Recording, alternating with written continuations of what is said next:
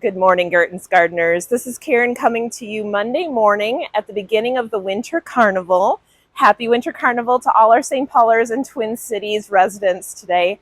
We're going to be celebrating the Minnesota Orchid Society's Orchid Show this weekend, which is one of my favorite winter events. And to celebrate the Orchid Show, we are going to be going over some orchid repotting solutions for you today. Now, of course, there are tons of videos out there showing the traditional potting method using a pierced pot and orchid bark. So you guys have probably seen that. Anybody who knows anything about orchids, this is a pretty familiar way of repotting your orchid using a high quality orchid bark. And this is my favorite. This is a pure white fir bark. It takes a while to decompose, which means that you don't have to repot your orchid every year. You can probably go 2 to 3 years with a high quality bark like that, right into a slotted orchid pot. So this is kind of the traditional method of doing repotting an orchid, but that is not what we're doing today. So let's take a look at a couple of the containers that I've gathered for you today, and then we're going to actually repot an orchid this morning. First of all, this is an air pot. So it looks a little bit like a water plant pot with all these slots in it, and then you have a more traditional nursery pot, a clear nursery pot on the outside. And the benefit of using this versus just a standard slotted pot like this is that this layer here actually traps humidity at the root. And remember, most orchids are what we call epiphytic. So we want to try to mimic that for them. This does a good job of trapping the humidity while allowing airflow to the orchid's roots. So this works really well. This is a great way to add humidity and kind of trap that moisture around your orchid's roots and giving it what it needs. Hydroponics. Now, hydroponics is coming hot right now, and there are a lot of orchids that do really, really well in a hydroponic system.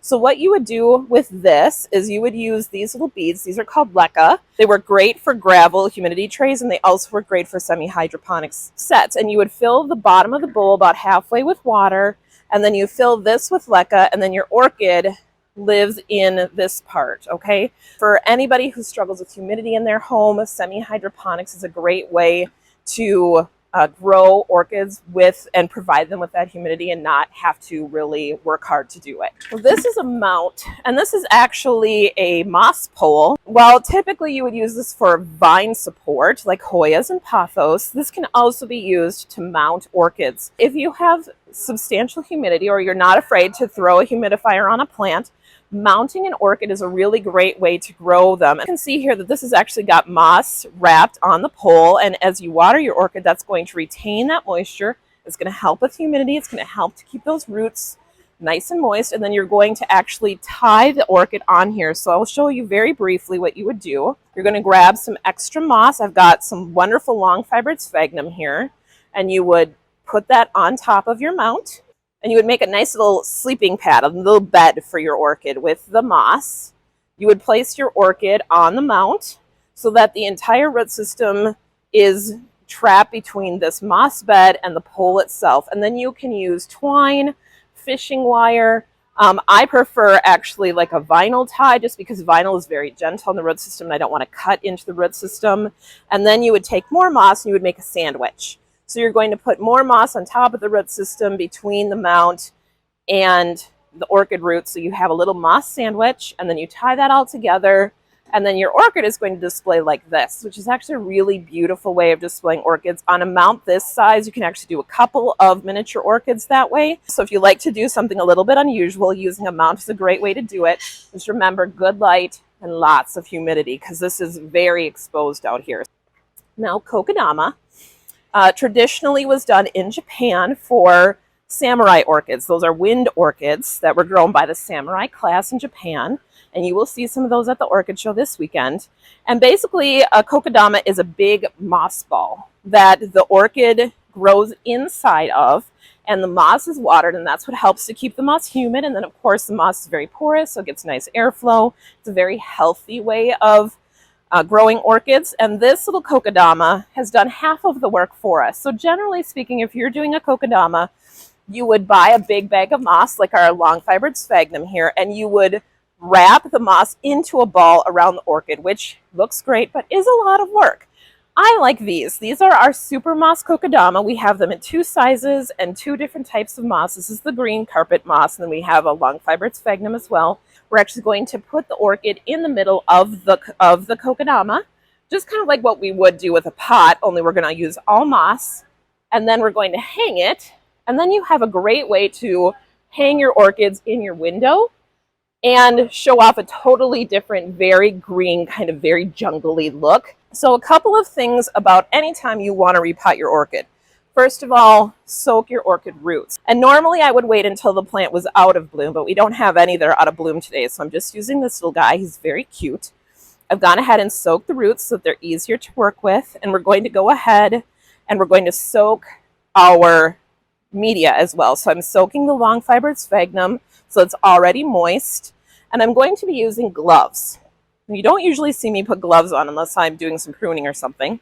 So first things first, I've soaked everything. I've got my pot, my Kokedama, ready to go here.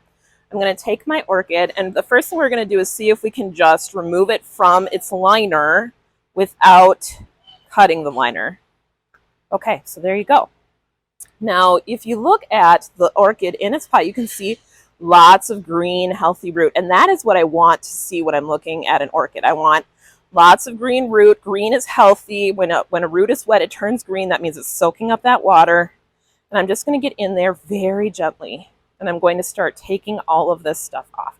So you can see that this plant was already growing in long fibered sphagnum. It is a fantastic potting media for orchid. It is very, very water retentive.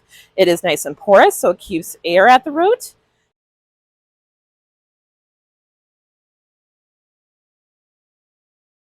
I'm going to give it a little swishy, a little swish in the water here.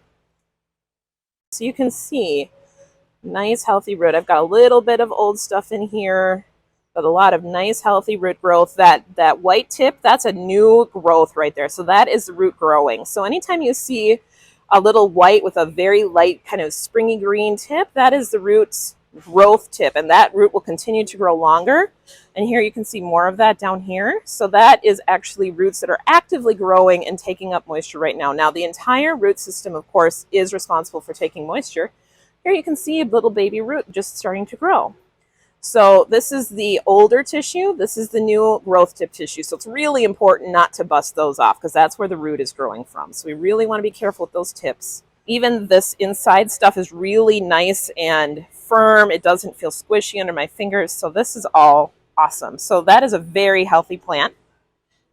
So then we're going to kind of just take a peek and we're going to kind of see how it fits in the Kokedama. And I want it to sit about here, okay?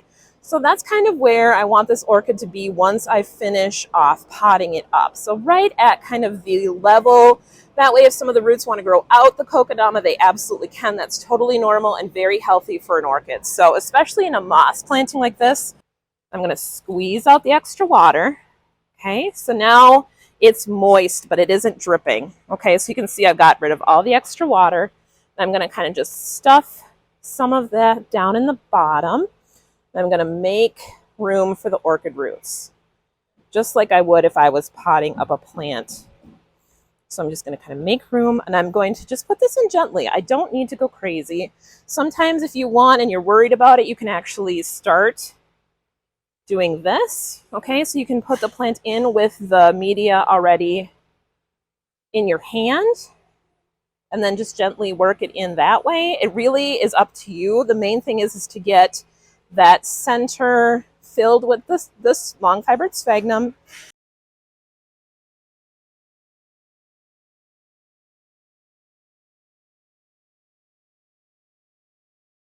And all your friends are going to think that you worked on this for hours and that you're so cool and you're like bonsai person, because it does have a very bonsai aesthetic to it. It does kind of look like they do call Kokedama the poor man's bonsai because of its aesthetic.